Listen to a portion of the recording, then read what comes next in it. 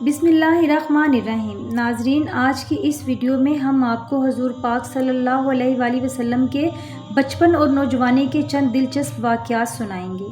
حضور پاک صلی اللہ علیہ وآلہ وسلم کی عمر مبارک جب 7 برس کی ہوئی تو سرکار دو عالم صلی اللہ علیہ وآلہ وسلم کی آنکھیں دکھنے لگیں۔ آپ صلی اللہ علیہ وآلہ وسلم کے دادا حضرت عبد المطلب نے آپ کا بڑا علاج کرایا، مگر سرکار کی آنکھیں ٹھیک نہیں ہوئیں۔ حضرت عبد المطلب بڑے پریشان تھے کہ اب کیا کیا جائے۔ بڑا علاج کرایا مگر آرام نہ ہوا۔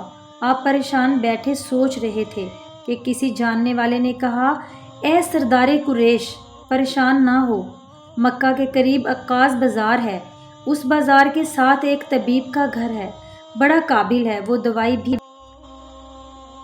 اور آپ کے پوتے کو دم بھی کرے گا۔ آپ اپنے فرزند کو وہاں لے جائیں، شاید حضور پاک صلی اللہ علیہ وآلہ وسلم کو آرام مل جائے۔ حضرت عبد المطلب بڑے خوش ہوئے۔ آپ نے حضور اکرم صلی اللہ علیہ وآلہ وسلم کو ساتھ لیا۔ اس طبیب اس راہب کے پاس تشریف لے گئے۔ راہب کے مکان پر پہنچے تو مکان کو بند پایا۔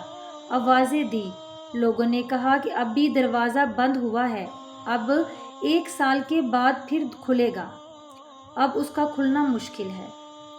عبد المطلب مایوس ہوئے کہ اب کیا ہوگا کہ فوراً ہی عبادت خانہ میں ایک زلزلہ آیا۔ نزدیک تھا کہ عبادت خانہ گر جائے اور راہب دب کر مر جائے۔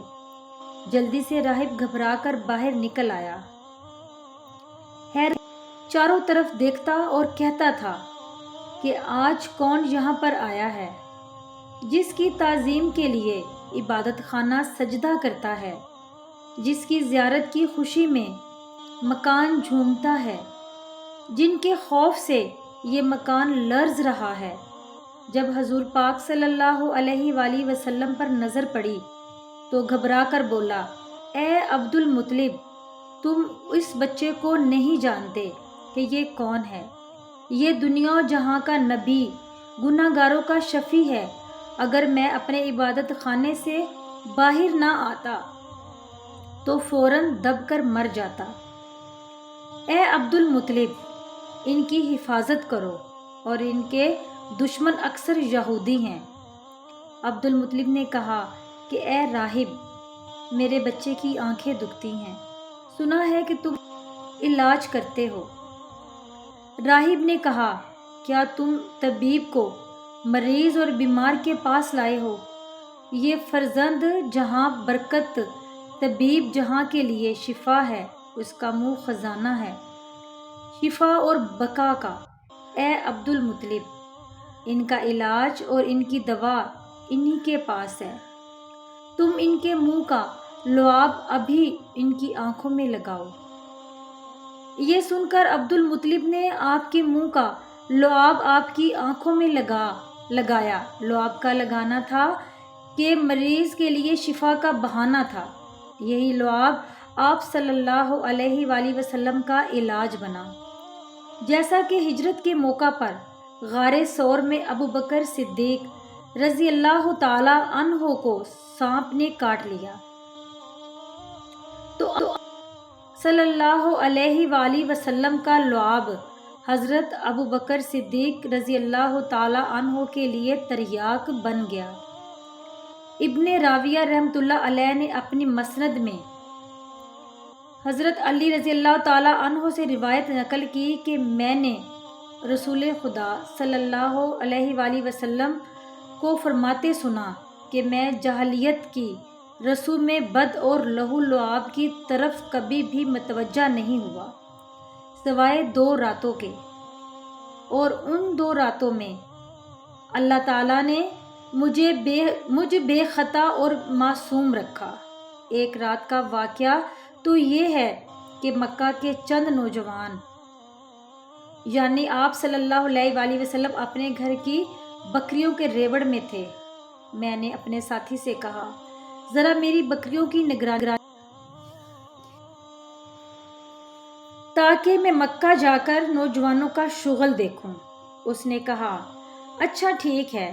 پھر میں آبادی کی طرف آیا۔ اور پہلے ہی گھر میں موسیقی کی آواز میں نے سنی۔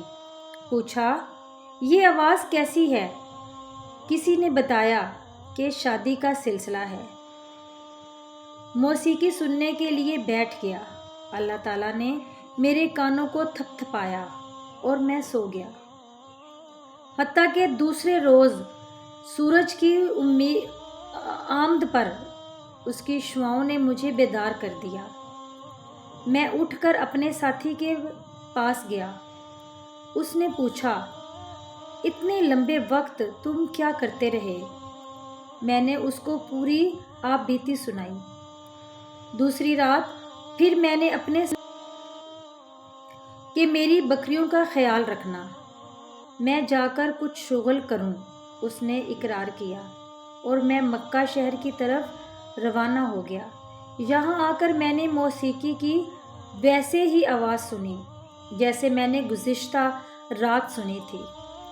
میں دیکھنے کے لیے بیٹھ گیا۔ پھر قدرت نے میرے کانوں کو تھپ تھپایا اور میں سو گیا، یہاں تک کہ دوسرے دن دھوپ نے مجھے جگایا۔ پھر میں لوٹ کر اپنے ساتھی کے پاس آیا۔ اس نے پوچھا کہ تم نے کیا کیا؟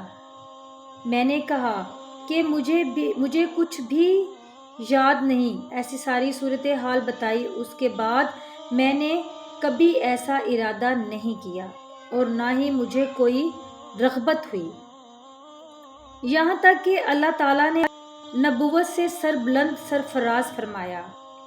حضرت جابر رضی اللہ تعالیٰ عنہ سے روایت ہے کہ جب کعبہ کی تعمیر ہوئی تو نبی صلی اللہ علیہ وآلہ وسلم اور عباس رضی اللہ تعالیٰ عنہ پتھر اٹھا اٹھا کر لانے لگے۔ حضرت عباس رضی اللہ تعالیٰ عنہ نے آپ سے کہا کہ اپنا تہ بند اتار کر کندھوں پر رکھ لو تاکہ تمہارے کندھے پتھر سے محفوظ رہیں۔ چنانچہ آپ صلی اللہ علیہ وآلہ وسلم نے اپنا تہ بند کھول کر کندھوں پر رکھا ہی تھا کہ اتنے میں آپ زمین پر گر گئے اور آنکھیں آسمان میں لگ گئیں۔ پھر آپ اٹھے اور فرمانے لگے، میرا تہ بند کہاں ہے؟ اور فوراً آپ صلی اللہ علیہ وآلہ وسلم نے تہ بند باندھ لیا۔ حضرت عباس تعالیٰ عنہ فرماتے ہیں کہ اچانک آپ بے ہوش ہو کر گر پڑے۔ میں دوڑتا ہوا آیا تو آپ کی آنکھیں آسمان میں پیوست تھیں۔ میں نے کہا، اے بھتیجے، تمہاری حالت کیا ہے؟ آپ صلی اللہ علیہ وآلہ وسلم نے فرمایا، مجھے روک دیا گیا ہے کہ میں برہنہ ہو کر نہ چلوں۔ اس کے بعد آپ صلی اللہ علیہ وآلہ وسلم کبھی عریاں نہ ہوئے۔ حضرت عباس رضی اللہ تعالیٰ عنہ کہتے ہیں کہ میں نے آپ کی بات نوٹ کر لی کہ اس کے بعد آپ کبھی عریاں نہیں ہوئے۔ اللہ نے آپ کی رسالت کا اظہار کر دیا۔ رب العزت میرا سنانا اور آپ کا سننا قبول فرمائے، آمین یا رب العالمین۔